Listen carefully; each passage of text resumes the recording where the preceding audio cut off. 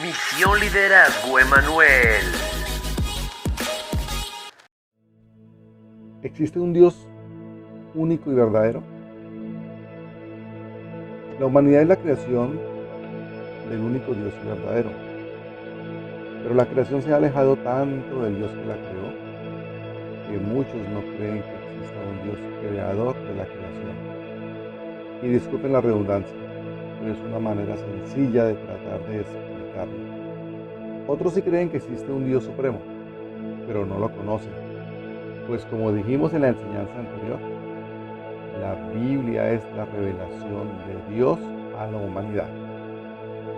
Pero este sector que sí cree en Dios, pero que no tiene conocimiento de la Biblia, lamentablemente no conoce al Dios de la Biblia, al Dios de la creación.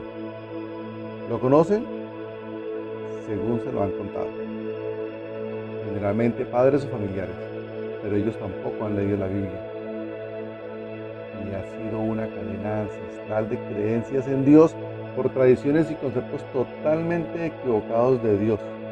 Y hoy la humanidad cree en un Dios que no conocen y terminan creyendo en el Dios que ellos se han inventado según su razonamiento, tradición o creencia, y me refiero a un Dios que escriben con D minúsculo, precisamente porque no conocen al único Dios y verdadero, sino creen en un Dios según su imaginación, razonamiento o peor aún, no solo se han alejado de Dios, sino que se han convertido en su enemigo siguiendo religiones y sectas creadas por el hombre y totalmente contrarias a lo que el único Dios y verdadero pregona en su palabra. Hoy en día escucho decir, para mí Dios es, pero cada persona tiene un concepto personal y subjetivo sobre cómo es Dios para ellos.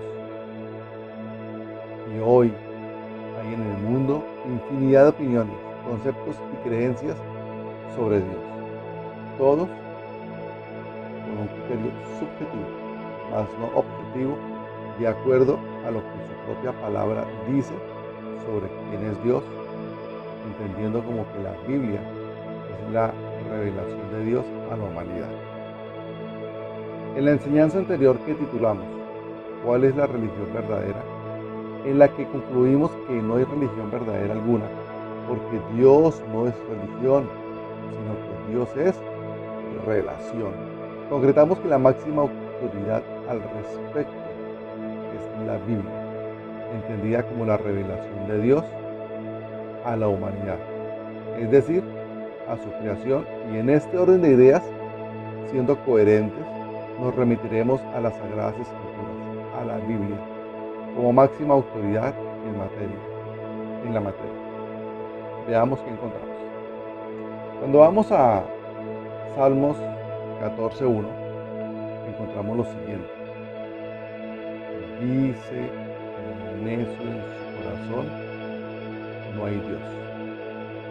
Bueno insistir que no existe Dios es una necedad. Y en el libro de Hebreos, capítulo 11, versículo 6, expresa categóricamente que es necesario el que se acerca a Dios que crea que le hay. La Biblia no procura probar la existencia de Dios, pues Génesis comienza reconociendo que Él existe, abro comillas, en el principio Dios, pues Dios siempre ha existido, incluso desde antes de la creación, pues por existir hizo la creación. Las Escrituras afirman lo que es la experiencia universal de la gente, donde quiera que se halle. Y este sentido común es, hay un Dios.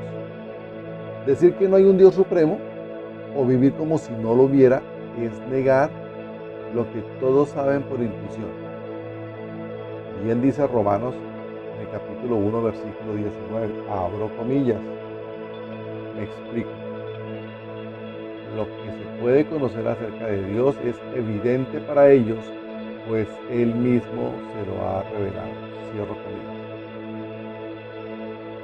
Queridos amados, sin entrar a profundizar en argumentos ontológicos, cosmológicos, teológicos o el moral, los cuales apoyan la existencia de Dios, quisiera que para conocer a ese Dios único y verdadero que se nos revela en las Escrituras, nos centremos en conocer los atributos de Dios. Veamos. Los atributos de Dios podemos dividirlos en dos categorías, naturales y morales.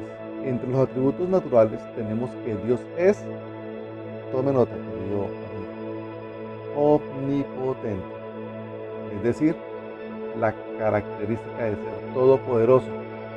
Dios disfruta de libertad y poder para hacer todo lo que sea compatible con su naturaleza. Dios es soberano sobre el universo. Yo los invito que cuando escuchen esta enseñanza de vida, procuren tener Biblia en la mano, una libreta de apuntes, un lapicero. Y lo que aquí vamos diciendo que la Biblia dice, verifíquenlo, léanlo, escudriñenlo, analícenlo. Pídanle a Dios que les dé el discernimiento y la revelación de entender lo que su palabra dice. La palabra es revelada. Por eso quienes leen la Biblia como un libro de historia no la entienden ni le encuentran sentido. Pero los que leemos la palabra de Dios, entendiéndola como que es su mensaje, su voz, su palabra, sus mandatos, sus enseñanzas, y le pedimos al Espíritu Santo que nos abra el entendimiento y nos dé el discernimiento para entenderlas, empezamos a comprender un poco el mensaje de Dios para nuestras vidas. El libro del profeta Isaías, en su capítulo 40, versículo 15, describe la majestad del Rey de Reyes. Abro comillas. No, porque todas las naciones del mundo no son más que un grano de arena en el desierto. No son más que una capa de polvo sobre la balanza. Él levanta el mundo entero como si fuera un grano de arena. Cierro comillas. ¡Wow! Tremendo esto. Él levanta el mundo entero como si fuera un grano de arena. Querido amigo o amiga, lo invito a que se transporte mentalmente a la playa y trate de comer un grano de arena. Así es Dios para el universo. Dios tiene el control del destino de las naciones y el universo. Todo el libro de Apocalipsis, junto con pasajes importantes del libro de Daniel y Ezequiel, revelan claramente el control que tiene Dios sobre el futuro de nuestro universo. Yo los invito a que en la Biblia hagan un repaso con los títulos, subtítulos de los libros de Apocalipsis, de Daniel, de Ezequiel. Más adelante vamos a ir estudiando estos libros para ver qué nos habla Dios sobre el futuro de nuestras vidas. Otra característica o atributo de Dios es que Dios es omnipresente. Tome nota, sí señor, omnipresente. Es decir, está presente en todas partes, como bien lo vemos en el Salmo 139, de los versículos 7 al 10. Dice así: jamás podría escaparme de tu espíritu, jamás podría huir de tu presencia. Si subo al cielo, allí estás tú. Si desciendo a la tumba, allí estás tú. Si cabalgo sobre las alas de la montaña, si habito junto a los océanos más lejanos, aún allí me guiará tu mano y me sostendrá tu fuerza. Qué palabra tan poderosa. Dios no está limitado en el espacio, queridos amigos. En todo lugar está de muchas y maravillosas maneras con la gente y con todo lo que ha creado, amando y cuidando hasta el pajarillo que cae en la tierra. Pero aunque Dios está presente en todo lugar, uno debe recordar lo que dice el profeta Isaías. Vayamos al libro de Isaías, por favor. Capítulo 57, versículo 15. Dice así: mientras se revela a sí mismo y su gloria en los cielos, habita en la tierra únicamente en íntima relación personal con los que se humillan y deciden admitirlo en el santuario de su corazón. Analicen con profundidad esta porción de las Escrituras. Mientras Él se revela a sí mismo y su gloria en los cielos, habita en la tierra únicamente en íntima relación personal con los que se humillan y deciden admitirlo en el santuario de su corazón. Es decir, porque muchos no han tenido la revelación, el sentir, el entendimiento de entender que existe un Dios único y verdadero, porque no han tenido una íntima relación personal, ni se han humillado, ni han decidido admitirlo en su corazón. Pero también en Apocalipsis, capítulo 3, versículo 20, nos dice: mira que estoy a la puerta y llamo. Si alguno oye mi voz y abre la puerta, entraré y cenaré con él y él conmigo. Wow. Amados, no desaprovechen este mensaje. Analícenlo, reflexionen, escudriñen, estudien la palabra y reciban este mensaje para gloria eterna de ustedes y sus descendencias. Otro atributo es que Dios es omnisciente. ¿Cómo así? ¿Sí? Es decir, Dios tiene un conocimiento y discernimiento infinito, universal y completo. Ve la realidad desde una perspectiva diferente a la nuestra.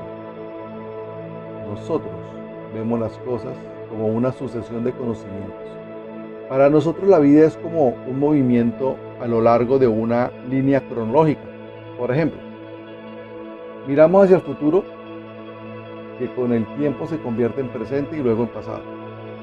Dios, sin embargo, conoce toda la realidad, todos los sucesos pasados, presentes y futuros están ante Él como conocimiento presente.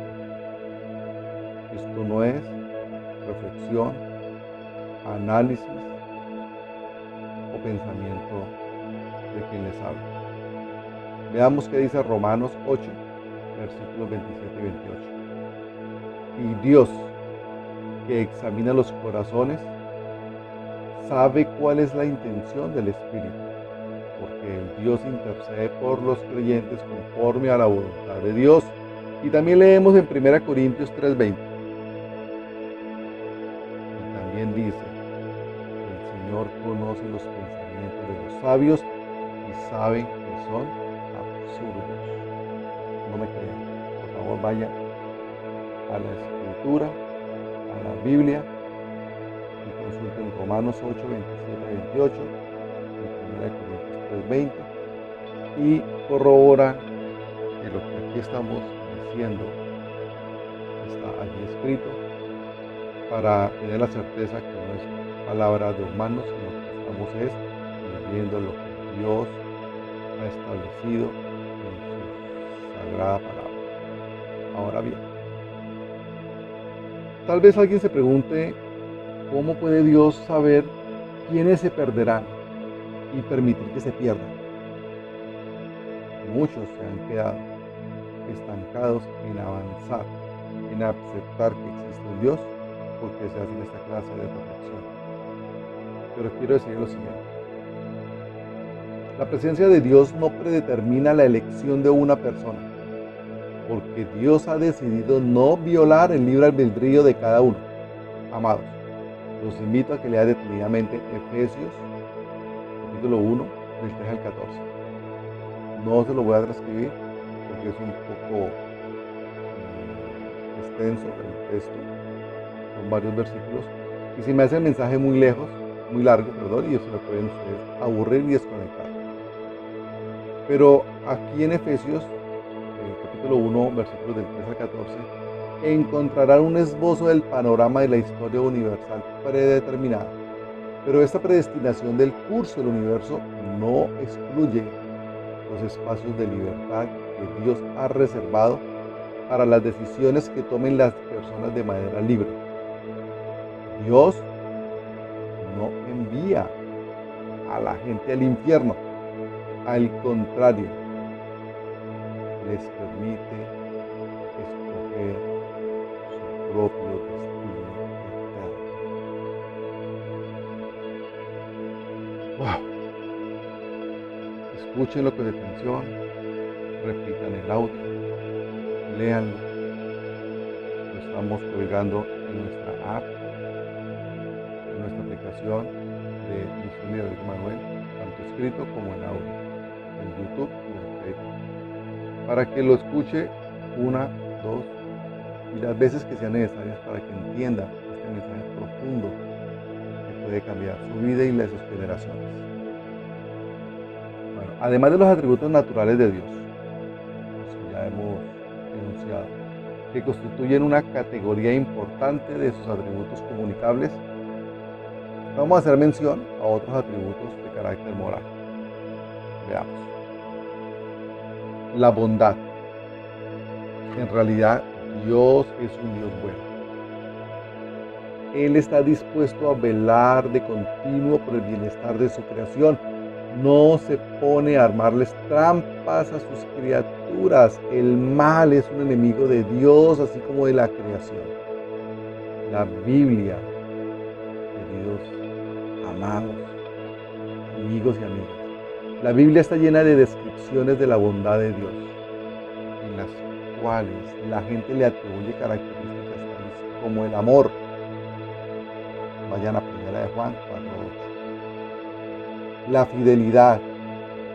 Vayan a Salmo 89, versículo 1. La gracia. Vayan a Hechos 20:24. Y la misericordia. Efesios 2:40.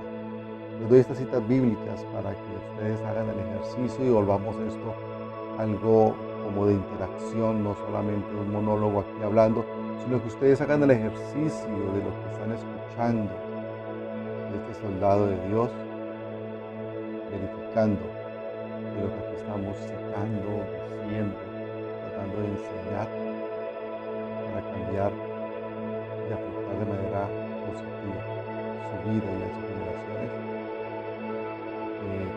lo corroboren viendo la palabra de Dios.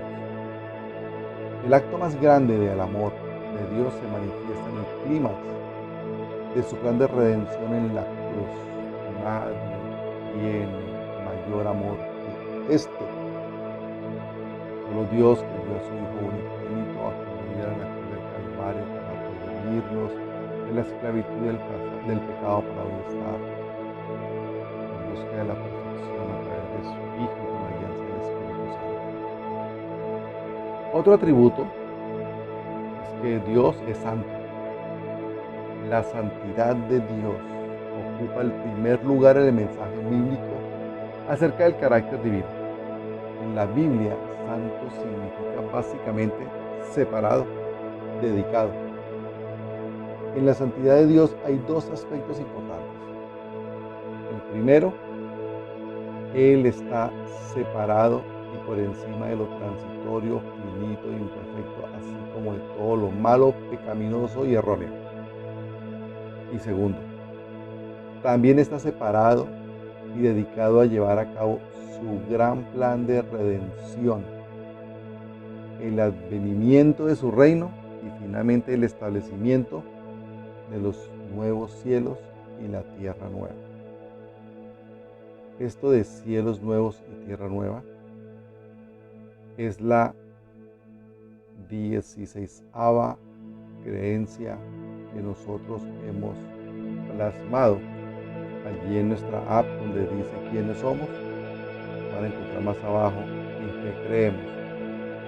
Y nuestra creencia número 16 es cielos nuevos, tierra nueva, y la explicaremos cuando le corresponda su turno. Esta es la segunda enseñanza. La primera, que la titulamos ¿cuál religión es verdadera?, realmente corresponde a la primera creencia, hablando como que las Sagradas Escrituras son sagradas y creemos en ellas al 100%. Y la segunda, donde la titulamos en tono de pregunta, ¿existe un Dios único y verdadero? La respuesta es una afirmación, que creemos en un único Dios y verdadero. Este concepto de Dios es absolutamente necesario para entender bien lo que es la adoración. Es un correctivo útil para la creencia fácil y barata y las experiencias religiosas superficiales, las cuales no sirven para dedicarnos a hacer su voluntad. Dios inspira temor reverente porque es santo.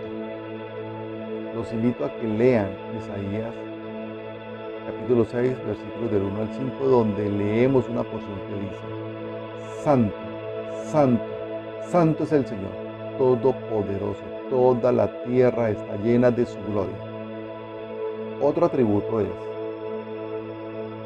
que Dios es justo.